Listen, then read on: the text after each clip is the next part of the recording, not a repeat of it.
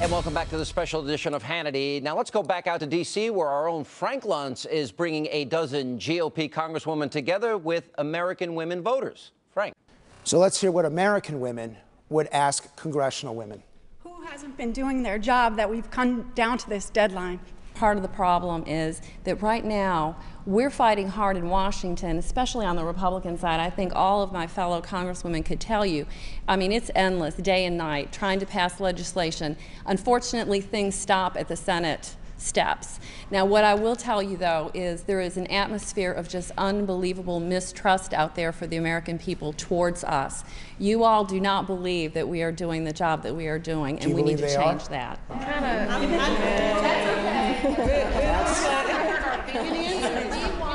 want to repair that. Yeah, we want to repair that. Spend a day with us.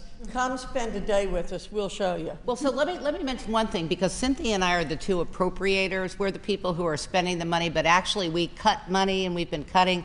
I chair a subcommittee. I've cut my budget 17% in the last 6 months, and we're going to cut again next year. We've been working day and night, and we have reduced what we think has been exorbitant spending substantially. Could we reduce it more? Absolutely, if we had everything on the table. Do you think they're cutting? Do you think they're cutting? I think they're trying. I think they're trying. I think they're trying. I think they are. What would you ask them? You all mentioned that you were moms and grandmothers. I was just wondering, what are your thoughts about some of the education programs that are being cut? Who wants this? We have to do it smarter. There's money there to be able to achieve the goals of good education at every level if we do it smarter. If you look across the government, all the different agencies, you see education money sprinkled everywhere.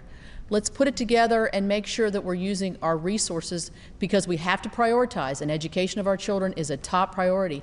Let's do it better and smarter, and that way our money will go farther, and when we have to resort to cuts, we can keep the valuable programs and get rid of the ones that aren't working. Last question.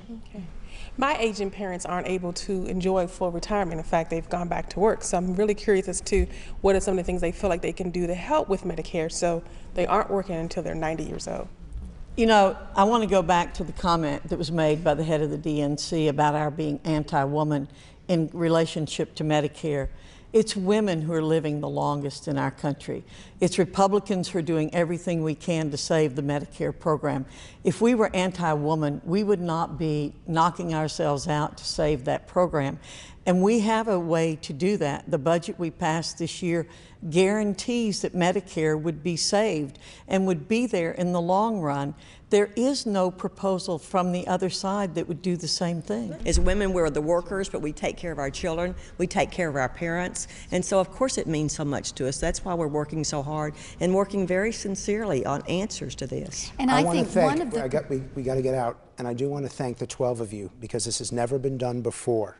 Because frankly, there haven't been enough Republican congressional women to do something like this before. And I particularly want to thank you all, and I want to empower you. I want you to speak up. I want you to speak out. I want your voice to be heard, because in the end, the smaller the distance between you and them, the more healthy the democracy. And I thank you all for watching, and I hope you learned something tonight, and we'll be doing this again sometime soon. Thank you very much. Thank you, guys. Thank you. And thank you for being with us. And a big thank you to Frank, Steve, Penley, and all of the voters and politicians who were brave enough to lay it all out in front of you, the American people. Thanks for being with us. Hope you have a great night.